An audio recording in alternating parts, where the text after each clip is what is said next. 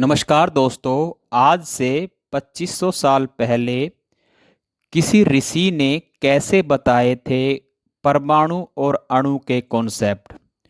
उसी ऋषि ने अपनी पुस्तक के श्लोक नंबर 373 में किस प्रकार गति के नियमों को लिखा है और उसी वैज्ञानिक ने क्यों नहीं बनाया परमाणु बम। ग्रेविटी थ्योरी के बारे में उनके नियम क्या थे जो उन्होंने अपनी पुस्तक में लिखे हैं। आज बात कर रहे हैं भारत के एक महान वैज्ञानिक, ऋषि, दार्शनिक कणाद के बारे में। ऋषि कणाद का जन्म आज से 2500 साल पहले उलुक मुनि के हुआ, जो प्रसिद्ध आचार्य सोम शर्मा के शिष्य थे। उनके जन्म के बारे में वायु पुराण के अनुसार प्रभास पाटन नामक स्थान पर इनका जन्म हुआ, जो द्वारका के समीप है। पहले इनका नाम कश्यप था, जो भगवान शंकर और माता गंगा के अनन्य भक्त थे। उन्होंने परमाणु तत्व के ऊपर सूक्ष्म विचार किया। सूक्ष्म कणों का अध्ययन करने के कारण जब वो बिल्कुल निपुण हो गए तो उसके बाद उनका नाम कणाद पड़ा। अणु वैज्ञानिक जॉन डाल्टन से पहले उन्होंने अणुओं के बारे में बताया था। कणाद जानते थे कि परमाणु का नाश नहीं किया जा सकता। वो यह भी जानते थे कि यदि एक पदार्थ के बार बार टुकड़े किए जाए तो एक स्थिति ऐसी आती है जब उसके टुकड़े नहीं किए जा सकते। उसी को उन्होंने परमाणु नाम दिया और परमाणु के अलग अलग रूप भी बताए, जैसे जल में, पानी में, हवा में। लेकिन खास स्थिति आने पर दो परमाणु जुड़ भी सकते हैं। इस तरह का ज्ञान कणाद के पास था और कणाद को इसी वजह से फादर ऑफ एटम माना जाता है। उन्होंने अणु और परमाणु में डिफरेंस करके बताया।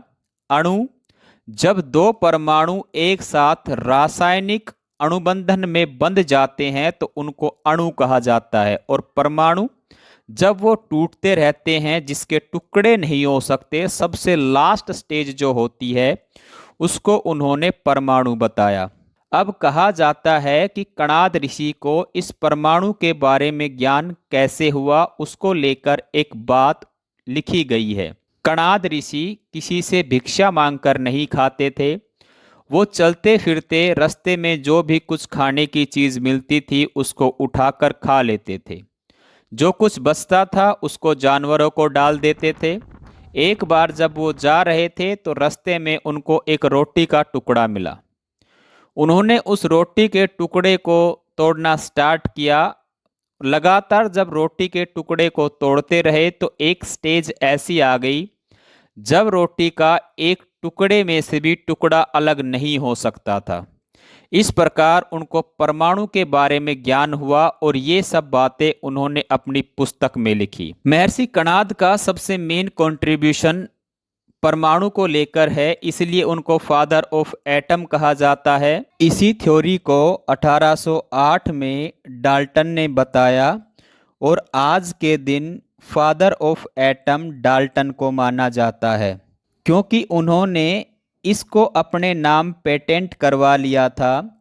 जबकि आज से 2500 साल पहले इस तरह पेटेंट करवाने का सिस्टम नहीं था। गति के नियम, जिसका फाउंडर न्यूटन को माना जाता है, इससे लगभग 2400 साल पहले कणाद ने अपनी पुस्तक वैशेषिक सूत्र के चैप्टर नंबर 10 के श्लोक नंबर 373 में गति के नियम, जिनको आप न्यूटन की गति के नियम कहते हैं, उनके बारे में लिखा है।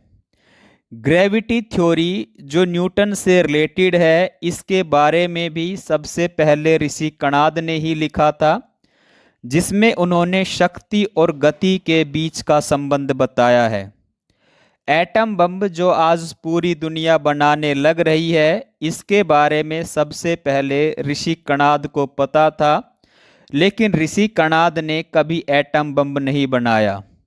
ऋषि कणाद ने अपनी पुस्तक में लिखा है, यदि इस तरह का कोई बम वो बनाते हैं तो उससे पूरी मानव जाति को खत्म होने का खतरा है।